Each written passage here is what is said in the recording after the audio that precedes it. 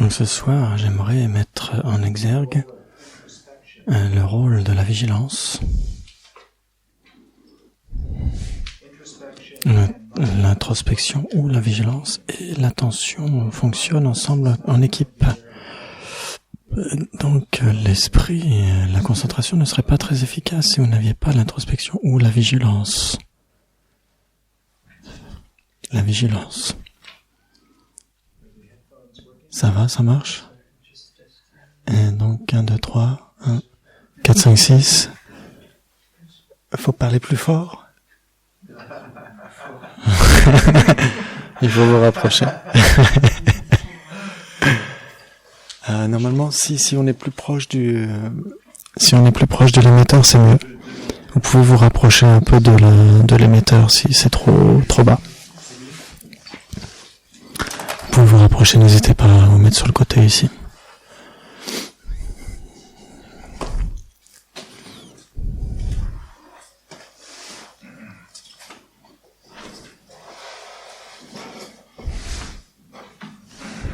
Normalement, ça fonctionne mieux quand on est à côté. Ça marche? Oui.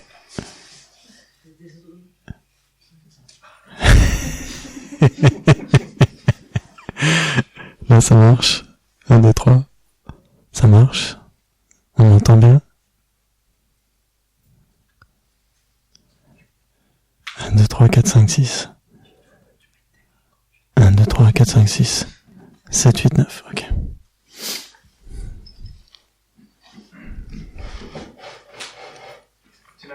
Donc ce soir, j'aimerais mettre en avant le rôle de la vigilance et comment elle fonctionne avec l'attention. Et donc pour faire des progrès sur la voie de Shamatha. L'attention est souvent décrite comme étant une corde qui est attachée à un éléphant pour l'empêcher de s'égarer. Et la vigilance ou l'introspection, c'est ce qui contrôle en fait cette corde. Donc on observe, c'est comme le pieu auquel la corde est attachée. Donc comment est-ce que la vigilance fonctionne? Et ce qu'elle recherche avant tout, en particulier, l'une des choses, c'est une question extrêmement spécifique. C'est qu'il observe s'il y a la présence de l'anxiété ou de l'agitation, de l'excitation ou du laxisme.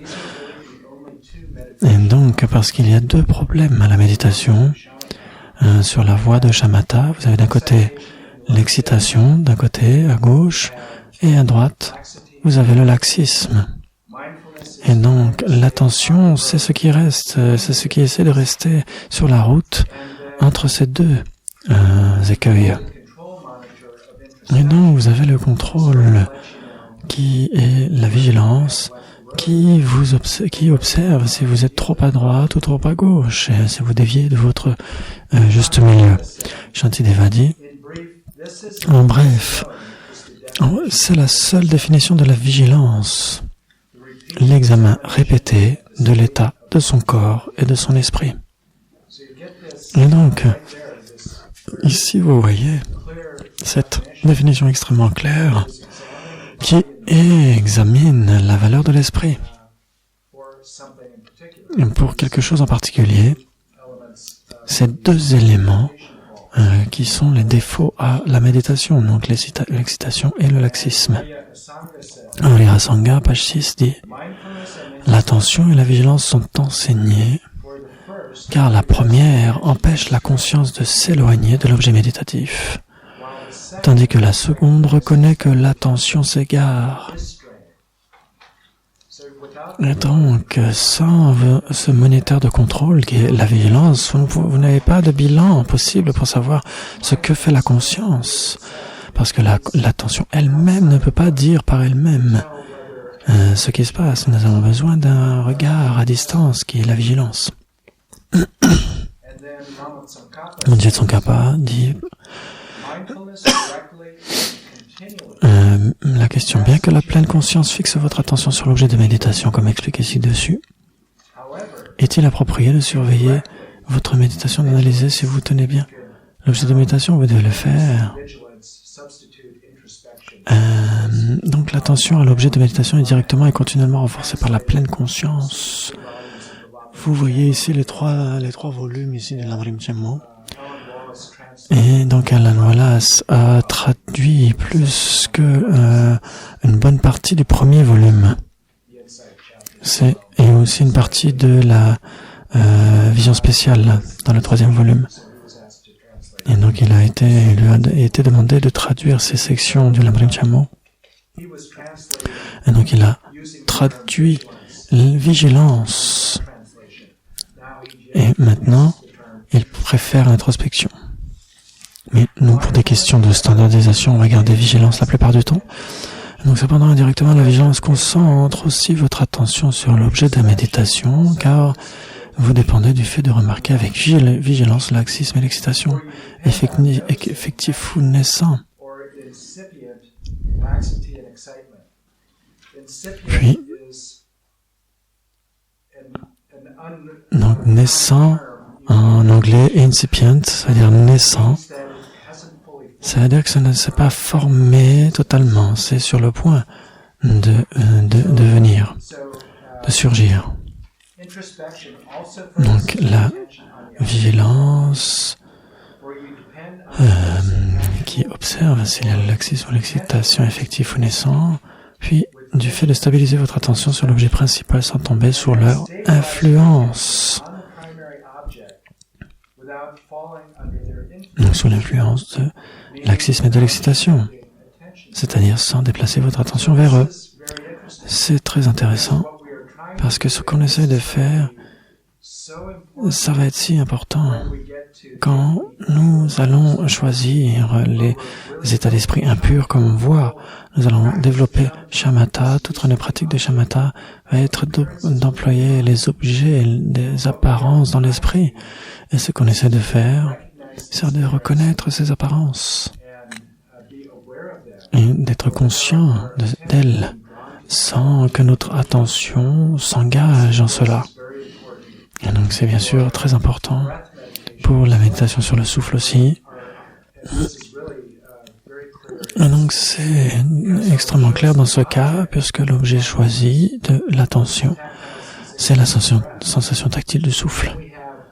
Et puis vous ne pouvez pas supprimer, même avec la méditation sur le souffle, ces défauts, ces apparences qui surviennent dans la conscience et qui disent « Hey, je suis là, regarde-moi, regarde-moi. Je suis très important, je suis très attractif. » Et donc, si votre attention est séduite par ces objets distrayantes, à ce moment-là, vous êtes parti sur le côté de la route.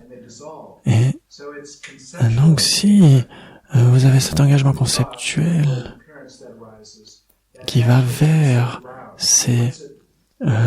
qui va se diriger vers ces niveaux de distraction, à ce moment-là, c'est pas du tout efficace comme méditation. Et donc, c'est pourquoi la vigilance permet de voir cela, d'avoir conscience qu'il y a ces apparences distrayantes qui nous distraient, et il y a des pensées qui sont potentiellement distrayantes. Et donc la vigilance les reconnaît, mais l'attention reste sur l'objet choisi. Et donc juste un résumé bref de ce que nous avons fait jusqu'à maintenant, les étapes, les 9 étapes de shamatha, c'est le modèle le plus commun pour développer shamatha. On a les 9 stades. Et donc on place notre esprit d'abord. Avec l'intention, on dirige l'attention sur un objet, c'est le premier point. Et vous avez tous certainement commencé à expérimenter cela, surtout quand vous avez l'après-midi 5 ou 6 Gatika. Et vous pourriez vous asseoir pour la 3e Gatika et en fait vous ne détournez pas vous ne pensez pas, tiens, à quoi je vais méditer? Et vous commencez à méditer, entre guillemets, et l'esprit est en train de faire quelque chose.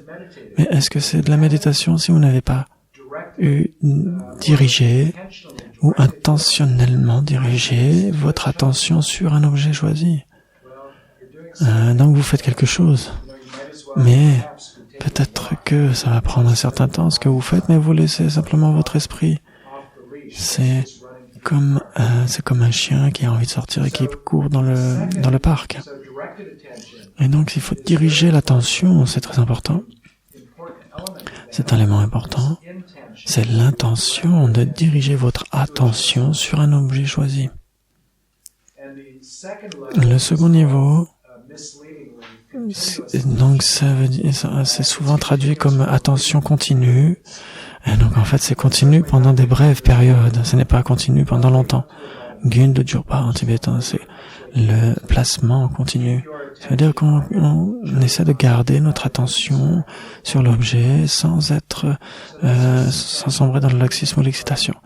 Donc on essaie de se continuer pendant quelques secondes en fait. Il y a de nombreux méditants qui méditent depuis des années et qui ont certainement obtenu le niveau 2 de Shamatha. Et le numéro 3, c'est l'attention répétée, le placement répété, l'aine de Jurpa. On sait que, en fait, on est plus souvent, 51% du temps, vous êtes sur l'objet choisi. Et donc c'est plutôt bien. C'est un progrès majeur par rapport aux étapes 1 et 2. Et donc pour que cela advienne, pour que depuis vous ayez une fraction infinitésimale jusqu'à 51%, il faut qu'il y ait la vigilance qui travaille avec l'attention. Et donc si vous êtes plus souvent sur l'objet qu'en dehors de l'objet, la période de temps au cours de laquelle vous allez errer, elle va se réduire encore et encore. Et donc ça pourrait être au début de la retraite, par exemple 5 minutes, quelque chose comme ça. Et peut-être vous faites la méditation sur le souffle et votre esprit commence à errer pendant 5 minutes. Et puis, spontanément, vous désengagez de cet objet de distraction. Et vous vous demandez, mais où est-ce que je suis arrivé? Comment est-ce que je suis arrivé là? Et donc, ça fait déjà un moment que je suis en train d'errer et vous regardez votre montre et vous dites, ouais, en effet. Et donc, votre esprit, quand vous commencez à entraîner votre esprit, les périodes d'errance sont plutôt longues et fréquentes. Et vous rapportez votre esprit encore et encore, vous le placez à nouveau sur l'objet pendant une certaine période de temps, quelques secondes ou 1 minute. Et vous arrivez de manière avec succès, vous arrivez à rester sur le souffle et à nouveau, vous partez à nouveau. Vous errez pendant une certaine période de temps. Et donc, pour obtenir le numéro 3, votre introspection, votre vigilance doit être extrêmement employée dans le sens où vous allez vous rendre compte plus rapidement que vous êtes en train d'errer, en fait. Et les errances, les vagabondages de l'esprit vont être de moins en moins longs. Et donc vous allez retourner sur l'objet. Et au moment où vous obtenez le numéro 3 de Shamatha, quand vous graduellement obtenez la 3e classe, en fait, on pourrait dire, et donc vous êtes plus souvent sur l'objet, vous expérimentez quelque chose qui est vous avez des moments de blanc dans votre attention et vous essayez de réduire ces intervalles, en fait. C'est-à-dire, en anglais, patching the gap, ça veut dire essayer pour franchir les intervalles. Comme si vous essayiez de franchir un abîme, par exemple. Comme s'il y avait 5 voitures de long et vous devez essayer de passer par-dessus cet obstacle. Et donc ça, c'est le numéro 3. Le numéro 4, c'est... Vous ne perdez plus entièrement votre objet. On parle de placement proche ou rapproché. ça ne veut pas dire que vous avez obtenu shamatha. Et certains pourraient le penser, parce qu'ils ne perdent plus l'objet entièrement. Mais ce que ça veut dire, c'est que vous n'êtes plus enclin à l'excitation grossière. Mais il y a encore 2 niveaux d'excitation que vous devez encore transcender. Et donc dans ces étapes premières, où vous employez l'attention et la vigilance, il est dit que c'est le contrôle, la vigilance et le contrôle qui regarde par-dessus l'épaule de l'attention et qui périodiquement observe ce qui se passe. Donc la question est, de quelle fréquence devrait la vigilance observer? C'est à quelle fréquence vous avez besoin de faire un bilan par rapport à votre attention. Si c'est trop fréquent, est-ce que c'est un problème? Est-ce que c'est une intrusion dans votre méditation? Est-ce que ce serait l'objet de votre attention si vous le faisiez trop souvent? Et donc c'est une opinion commune. Voyons ce que dit Tsongkhapa là-dessus. Toujours dans le volume 3 de l'Amrin Chenmo.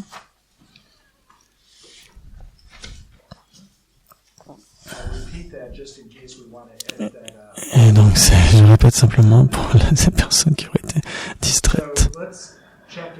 Et donc, on va observer avec Lama Tsongkhapa, toujours dans le volume 3 de l'Amrin Chenmo, par rapport à ce qu'il dit, par rapport à la fréquence. Et donc, il cite les étapes intermédiaires de la méditation de Kamalashila.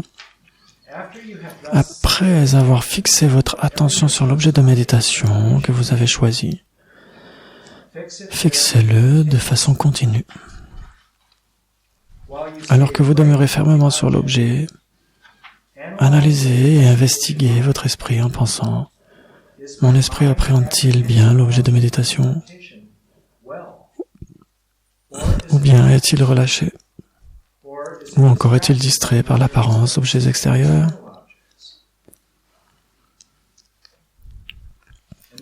Ensuite, un petit peu après, donc j'ai juste rajouté des phrases qui étaient séparées les unes des autres, après les 3 points. Donc c'est très essentiel. C'est le meilleur conseil par rapport à la vigilance que j'ai jamais vu ou lu ou entendu. Ce n'est pas que vous arrêtiez de vous concentrer et que vous regardiez votre esprit. Au contraire, tout en maintenant votre état de concentration, vous regardez simplement si votre attention reste là où elle était auparavant fixée sur l'objet principal de méditation. Et dans le cas où elle n'y serait pas, il s'agit de laxisme ou de l'excitation. Une fois que vous vous êtes établi dans la concentration, vous la surveillez à un intervalle modéré, ni trop souvent, ni trop rarement.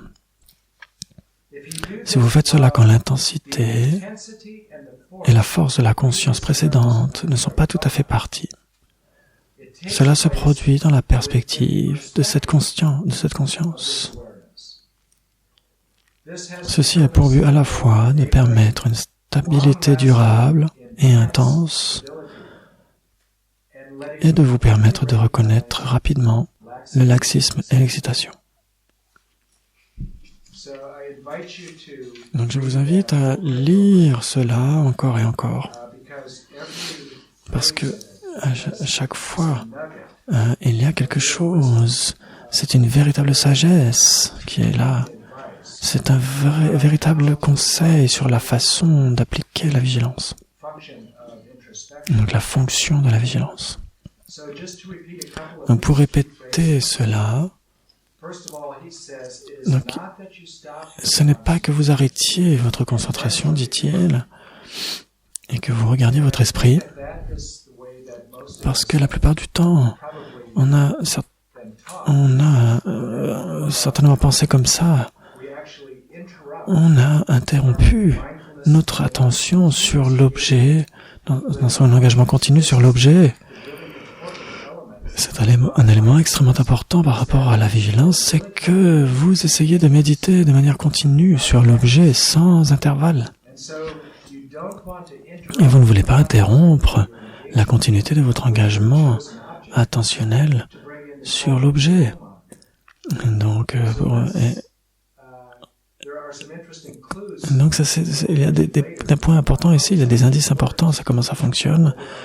Et donc, il y a des indices ici, et vous vous dites, donc, quelle fonction de l'esprit a cette capacité de faire cela? Ce n'est pas tous les facteurs mentaux qui sont capables de faire cela. Et donc, en maintenant cet état de concentration, vous observez si votre attention était distraite ou pas.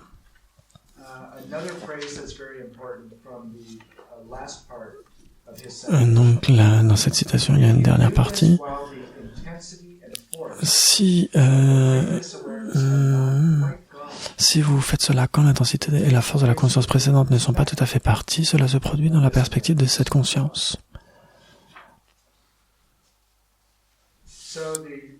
Et donc la question est,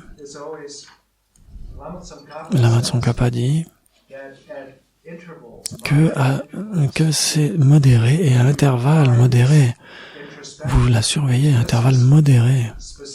Donc cette vigilance, c'est spécifiquement pour les phases premières de notre entraînement. Cela vous permet d'obtenir les niveaux 1 et 2. Et souvent, ce qu'on voit dans l'Amrim de Pabongka Rinpoche,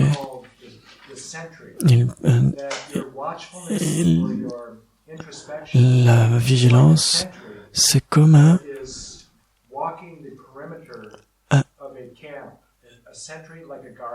comme un garde, un vigile, dans un camp. Et donc le garde, il fait le tour de garde en fait. Et donc, il revient toujours à la même porte toutes les quelques minutes. Et puis à nouveau, il repart. Et donc, il fait le tour du périmètre. Il est capable de périodiquement percevoir ce qui se passe à la porte. C'est ce que dit Pabongka Rinpoche. Il dit c'est la vigilance qui est comme un vigile ou comme un garde. Et donc c'est souvent ce qu'on essaie d'employer dans notre pratique. C'est parce que je pense que vous avez tous expérimenté le fait que, avant que je dise cela, je n'ai jamais entendu aucun enseignant qui enseigne un conseil spécifique, peut-être je dirais un seul, qui a donné par rapport à la fréquence. Lama Tsongkhapa, basiquement dit suffisamment modéré, mais pas trop souvent. Un enseignant, un très bon enseignant, qui a dit ça devrait être tous les 7 souffles. Et donc c'est un très bon conseil. Par exemple, si le garde fait le tour du périmètre et qui observe et fait un rapport tous les 7 souffles, par exemple, quelle serait la période la plus longue au cours de laquelle votre esprit errerait? Ce serait 7 souffles. Avant que la vigilance revienne, avant que le garde revienne. Et donc, et qui observe que l'attention se répartit. Et donc, dans ce modèle, le garde, le vigile, est en train il est en train d'errer avec l'attention. Si l'attention a été perdue pendant 7 souffles, c'est-à-dire que la vigilance est partie aussi en même temps pendant les 7 souffles. Donc Pabongka Rinpoche mentionne juste cela en passant dans les dernières sections de son Lamrim. Il dit que le garde doit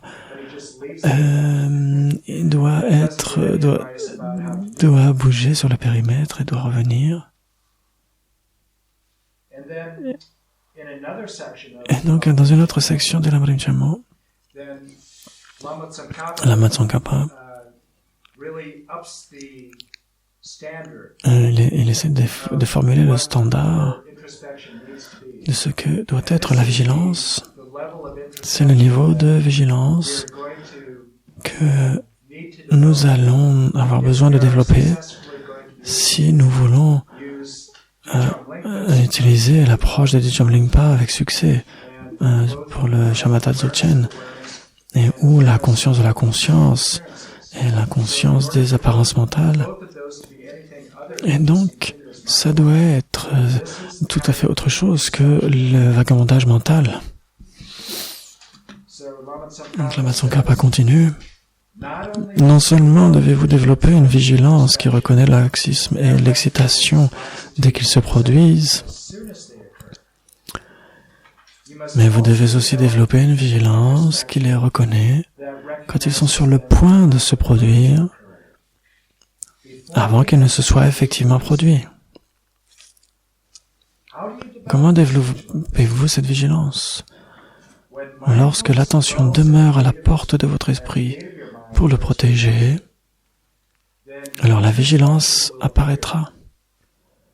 L'attention, lorsqu'elle est pleinement présente, est accompagnée de vigilance.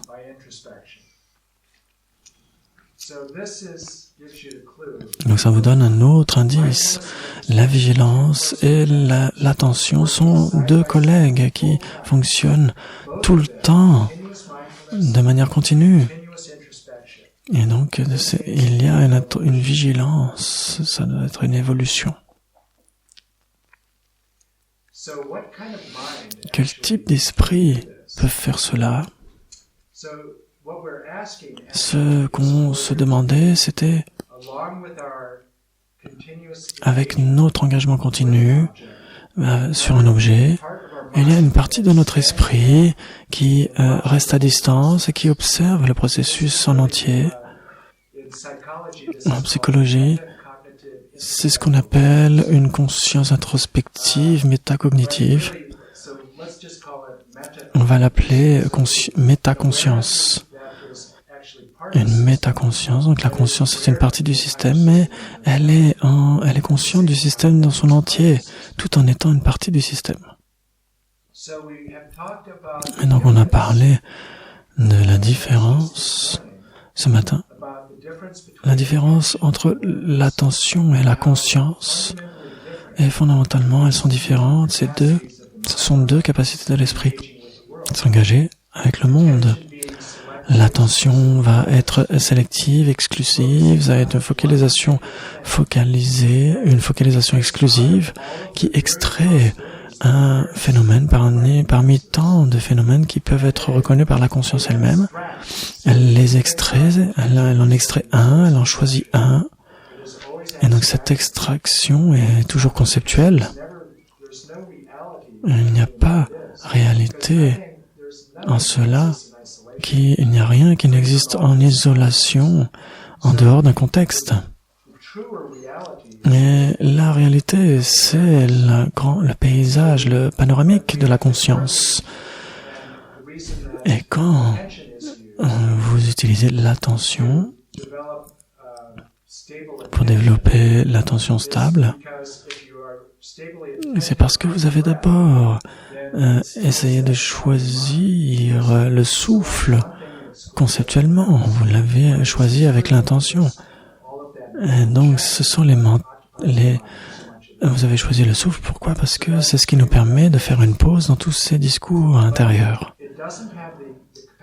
Mais cette attention n'a pas la capacité. Si vous deviez travailler avec le modèle du garde, vous auriez l'attention et la vigilance. Les deux ont la capacité de regarder à l'extérieur ou à l'intérieur. L'attention et la conscience, peuvent observer les datas sensorielles et aussi l'intérieur. Seule la conscience peut vous donner une image en temps réel du contenu de l'esprit. L'attention ne peut pas. Et donc, c'est pourquoi on parle de l'attention vigilante. L'attention vigile, c'est comme un feedback, c'est comme un bilan de votre conscience. Donc, par exemple, je demande à Gwen, comment est-ce que tu vas? Et il répond en un très bon anglais, très bien. Et donc, c'est aussi l'habitude qu'on a en français. Vous demandez ça va? Et la personne dit ça va. Et donc, on est content que les personnes répondent par un seul mot. Parce que si on devait utiliser la conscience pour donner un bilan de tout ce qui se passe, ça ne finirait jamais. On serait en train de raconter encore et encore un moment tous ces changements internes. On ferait un rapport en temps réel de ce qui va et ce qui ne va pas. Et donc, en fait, l'attention vigile, c'est comme un Snapchat, c'est comme un cliché qu'on fait, en fait. C'est comme le vigile qui fait son tour de périmètre et qui revient et qui dit tout va bien, tout va bien. Donc ça, c'est juste le cliché. Et donc cela peut nous permettre d'obtenir le niveau premier de Shamatha, mais ensuite nous devons employer la conscience elle-même, la conscience qui est capable d'observer une vision panoramique. Et donc la conscience qui illumine les objets, les apparences et simultanément connaît la qualité de cette conscience elle-même. Parce que tout cela advient dans ce champ global de conscience. Et donc ici, par exemple, je peux percevoir 22 ou 23 personnes. Je peux être conscient de ces personnes, mais je ne peux pas être attentif à une personne après l'autre avec la conscience générale. C'est l'attention, elle, qui va pouvoir sélectionner telle personne, son nom, ce que cette personne m'a dit, etc., etc. Mais la conscience a la capacité d'avoir un champ perceptif plus vaste. Et donc, de voir le contexte général de la pièce, de ce qui arrive. On est en France, il y a des enseignements, le soleil commence à se coucher, etc.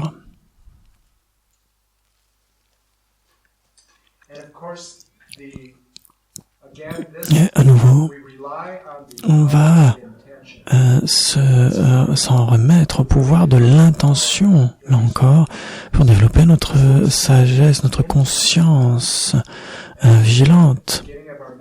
Dès le début, on formule l'intention d'avoir une sagesse introspective continue, et donc pour de faire en sorte que l'attention et la vigilance soient un travail de pair, que notre esprit soit continuellement sur l'objet et que la vigilance vous donne un bilan en temps réel de ce qui se passe. Cela peut être un grand boulot, quand on parle de ça de cette manière. Ça peut être une grosse fatigue, mais en fait, ce n'est pas cela. Et donc, la seule façon d'y arriver, c'est grâce à une détente extrêmement profonde et subtile. Vous êtes capable de faire plusieurs choses d'une manière extrêmement relaxée et détendue.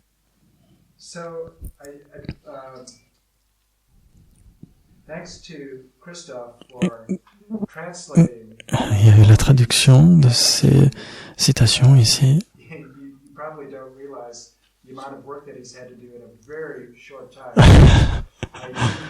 Donc ça a été assez... on n'a pas eu beaucoup de temps pour traduire. Catherine m'a aidé quand même avec DeepL sur Internet. Et donc on a ces sections ici, page 7. Donc c'est une citation, c'est un extrait d'un livre de Daniel Goleman. Certains d'entre vous connaissent Daniel Goleman. C'est un psychologue et un scientifique extrêmement connu aux États-Unis. L'un des premiers pionniers pionnier sur les études sur la méditation avec Richard Davidson. Et donc Daniel Goleman a beaucoup participé aux conférences Mind and Life, les effets de la méditation, etc.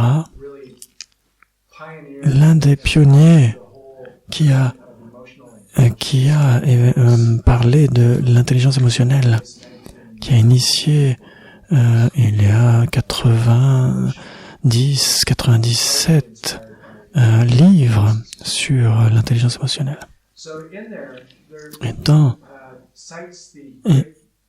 il cite le gourou des performeurs, en fait, des artistes. C'est Anders Ericsson qui est psychologue à l'Université d'État de Floride et qui a découvert la règle des 10 000 heures. Aux États-Unis, chacun parle de cela, les 10 heures, la règle des 10 000 heures. Si vous voulez jouer du piano pour faire des concerts, vous avez 10 000 heures de pratique. Si vous voulez méditer, ça va prendre 10 000 heures pour être un expert. Et j'étais curieux. Combien d'années ça fait 10 000 heures? Et donc ça dépend de combien d'heures on fait par jour. Et donc j'ai calculé, par exemple, 8 heures par jour, 5 jours par semaine. Et ça a donné un petit plus que 3 ans. Et 3 mois et 3 jours. C'est souvent le temps, la durée d'une retraite classique de 3 ans. Donc c'est intéressant de voir cela, cette coïncidence, 10 000 heures. Et donc, le point important sur ces 10 000 heures, c'est que Ericsson dit que c'est seulement à moitié vrai que nous avons besoin des 10 000 heures. Donc je vais juste lire et donc simplement pour donner des conseils, des commentaires, je m'arrêterai en cours de route. Donc c'est ce qu'il a à dire. Et donc quand il pense à la vigilance, quand vous essayez de penser à la vigilance quand vous voyez cela, donc il dit, on ne tire pas profit de la répétition mécanique, mais on ajuste son exécution encore et encore pour se rapprocher de son but. Et donc vous devez savoir quel est votre but. Et puis vous devez essayer de maîtriser votre exécution. Ce n'est pas que la répétition. Vous devez être vigilant. Vous devez être introspectif pour observer, sinon vous ne progressez pas. Et donc tout le monde peut devenir avec le meilleur, avec de la répétition. Ericsson soutient que le secret de la victoire, c'est la pratique délibérée.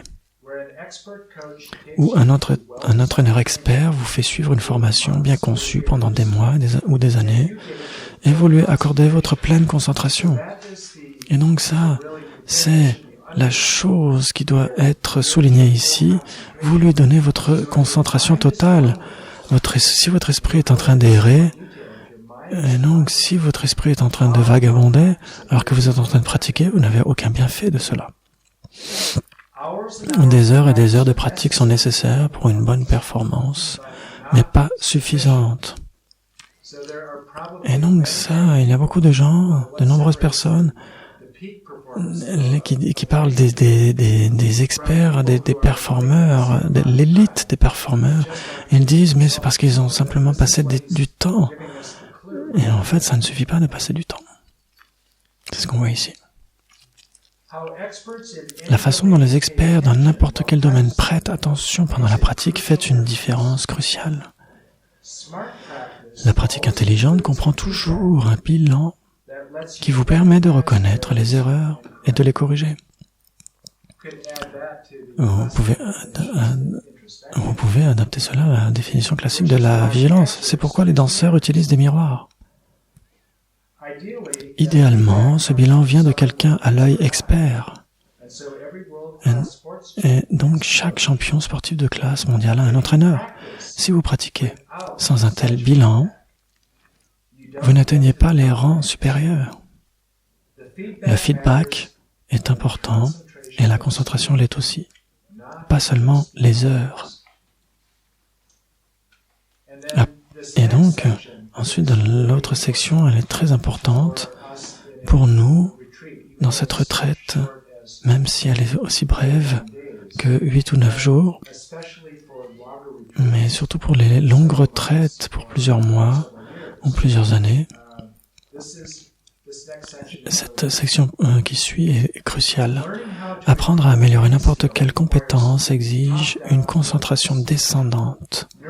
La neuroplasticité, le renforcement des anciens circuits cérébraux et la construction de nouveaux circuits pour une compétence que nous cultivons exigent notre attention. Lorsque la pratique a lieu, alors que nous nous concentrons ailleurs, le cerveau ne reconnecte pas les circuits pertinents pour cette routine particulière. Et donc vous pourriez faire la même pratique et n'avoir aucun résultat parce que vous n'avez pas une pleine concentration et la concentration entière est nécessaire. Ce n'est pas simplement la concentration, c'est l'attention, mais vous avez aussi besoin du feedback, du bilan, d'un regard, vous avez besoin de la paire, le bilan et la focalisation en un point. Exactement comme font les performeurs. Porter toute l'attention semble augmenter la vitesse de traitement de l'esprit, renforcer les connexions synaptiques et étendre ou créer des réseaux neuronaux pour ce que nous pratiquons, au moins au début. Donc ça, c'est une partie qui est très importante pour les longues retraites. Mais à mesure que vous maîtrisez la façon d'exécuter la nouvelle routine, l'entraînement répété transfère le contrôle de cette compétence du système descendant consacré à la mise au point intentionnelle vers les circuits ascendants qui finissent par rendre son exécution sans effort. À ce moment-là, vous n'avez pas besoin d'y penser. Vous pouvez faire la routine assez bien en mode automatique. Et c'est là que les amateurs et les experts se séparent. À un certain point, les amateurs se contentent de laisser leurs efforts se transformer en opérations ascendantes. Après une 50aine d'heures d'entraînement, que ce soit en ski ou au volant, les gens, ou en méditation, quelles que soient les compétences que vous ayez, arrivent à ce niveau de performance assez bon, où ils peuvent faire les mouvements plus ou moins sans effort. Les experts, en revanche, continuent de prêter attention de haut en bas, contrecarrant intentionnellement l'envie du cerveau d'automatiser les routines. Ils se concentrent activement sur les mouvements qu'ils n'ont pas encore perfectionnés.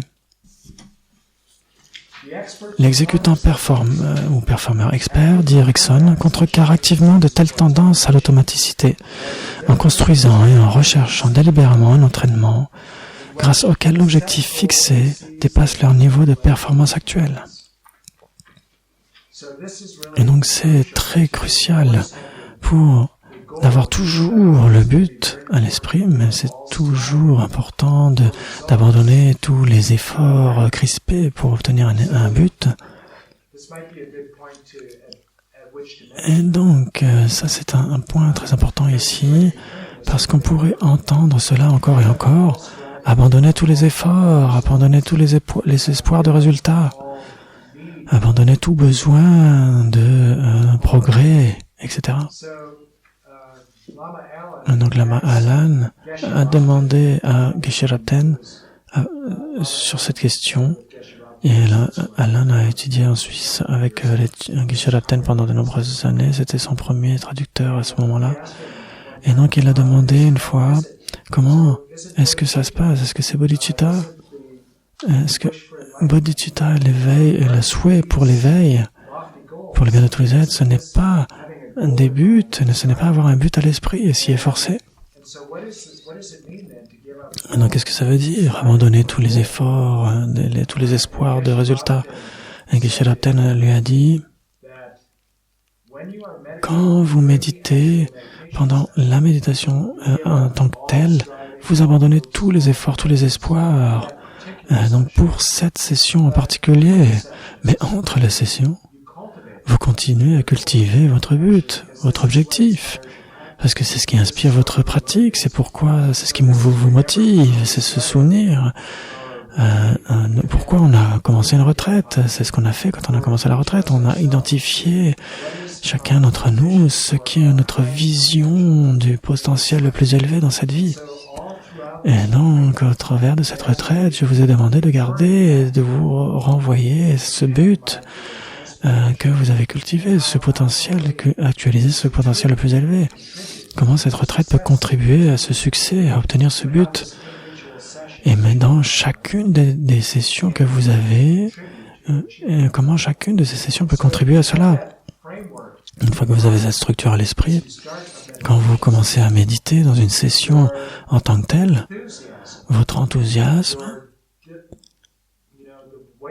la façon dont vous vous appliquez dans cette session va être extrêmement énergique. C'est du zèle, de l'enthousiasme, de l'ardeur. Parce que vous voyez cela comme vous menant vers ce but. Et ce que dit Erickson,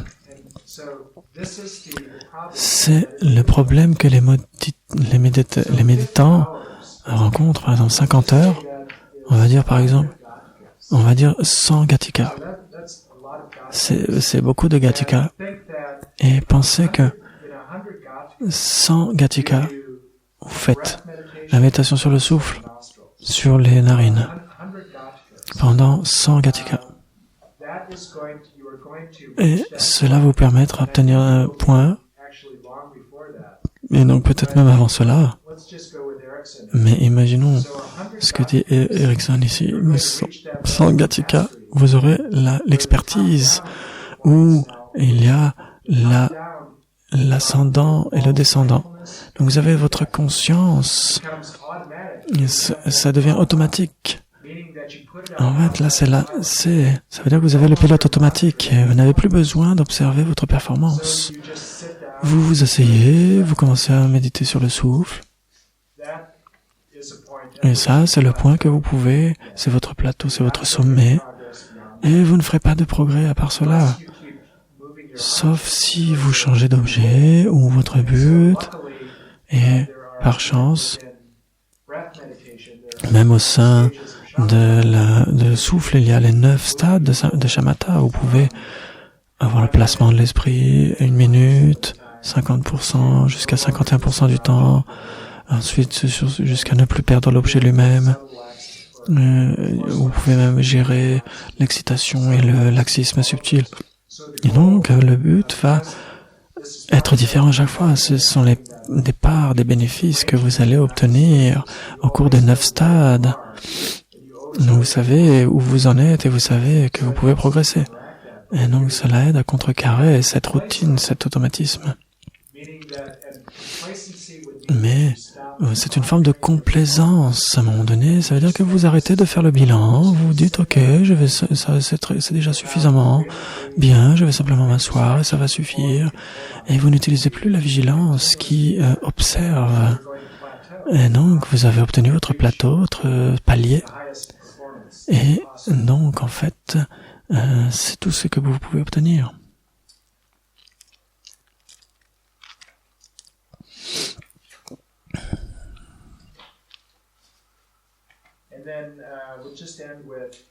On termine avec en outre, plus les exécutants experts disposent de temps pour s'investir dans la pratique délibérée avec une pleine concentration, plus leur performance se développe et s'affine. Donc ça, c'est la clé. Ça veut dire que toutes les pratiques doivent avoir cette combinaison de la pleine attention et avec le bilan dû à la vigilance. Et donc, c'est ce que utilisent les grands performeurs, les grands experts, les athlètes, etc. Et donc, ça veut dire qu'ils essayent de sortir de leur zone de confort, du palier, au lieu de rester sur ce palier tout le reste de leur vie, avec cette même compétence à méditer. Donc, malheureusement, si vous ne allez pas au travers de shamatha,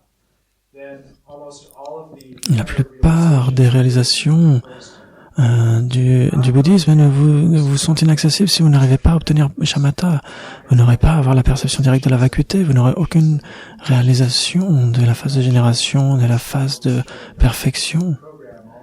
Et donc, il y a toutes ces citations, on a commencé le programme avec toutes ces citations de l'importance des shamatha.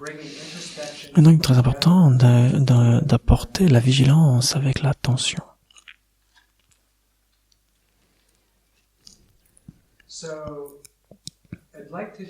Et donc j'aimerais revenir sur ce qu'a dit Tsongkhapa pendant un bref moment, juste un point de technique. Donc Lama Tsongkhapa a dit que nous voulons appliquer notre vigilance fréquemment, mais pas trop fréquemment. Et nous devrions l'appliquer tant que la force de notre attention, notre conscience attentive n'a pas encore été totalement distraite. Donc nous appliquons notre vigilance suffisamment fréquemment pour que nous puissions remarquer non seulement l'excitation et le laxisme dès qu'ils surviennent, mais alors qu'ils sont en train de se produire avant même qu'ils soient totalement formés. Et donc il dit, on s'est suffisamment modéré, suffisamment fréquemment. Si vous l'appliquez suffisamment fréquemment, avant que la force de votre attention se soit dissipée, alors vous créez un cercle vertueux où votre attention ne dégénère jamais, alors que avant qu'elle ait besoin d'être ravigorée ou rafraîchie, etc. Et donc j'ai découvert cela dans mes pratiques personnelles, que prendre ces instructions de manière extrêmement sérieuse et d'essayer de comprendre chacun des éléments de ce que ces grands maîtres, et surtout Tsongkhapa, ont à dire à ce sujet. Et donc c'est essayer d'expérimenter cela au cours de ma propre pratique, surtout sur le souffle. Et il y a quelque chose qui a remarquablement fonctionné pour moi. Et donc,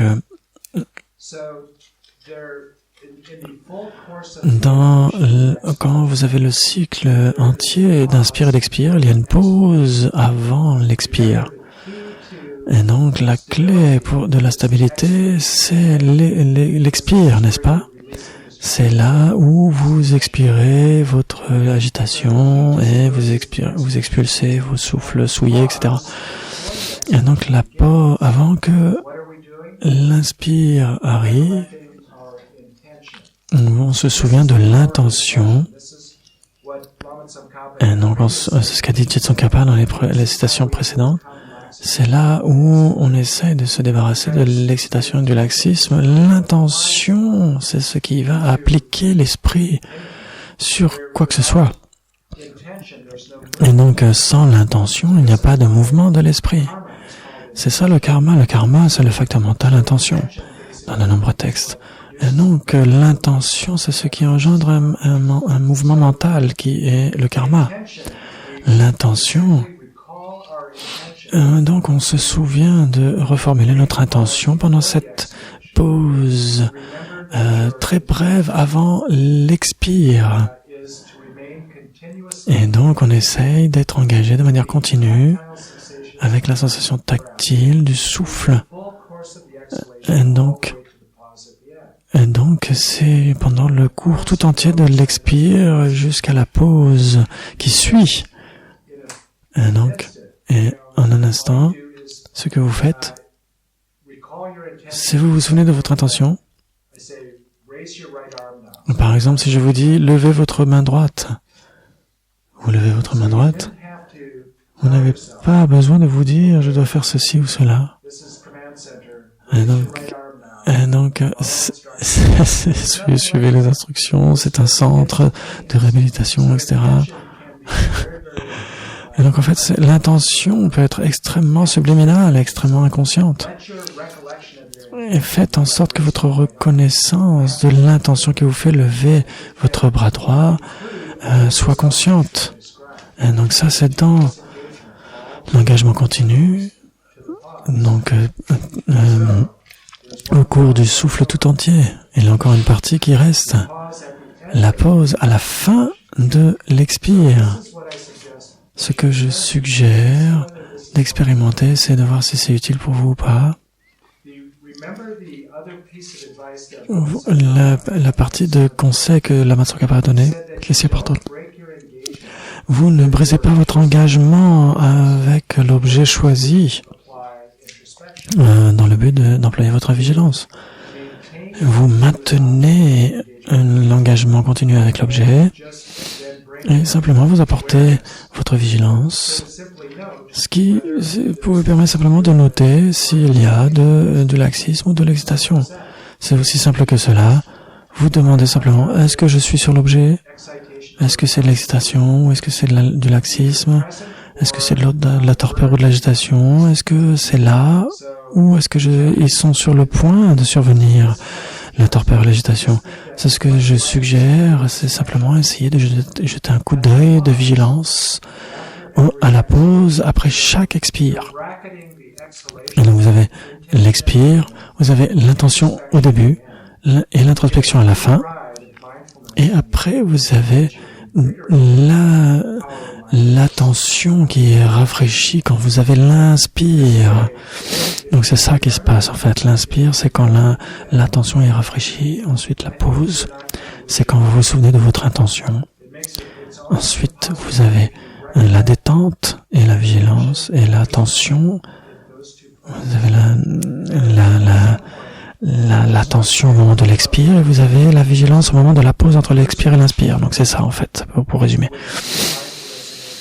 Et donc vous développez l'attention et la vigilance ensemble de manière continue. Et puis c'est comme par exemple, vous pourriez ne plus vous en avoir besoin à un certain point, mais tant que votre esprit est extrêmement distrait, là c'est vraiment très important d'avoir tous ces éléments. C'est comme un souvenir. Vous avez donc l'attention et la vigilance qui sont simultanées. Et donc on va juste prendre une pause de 6 minutes et ensuite on fera cette méditation.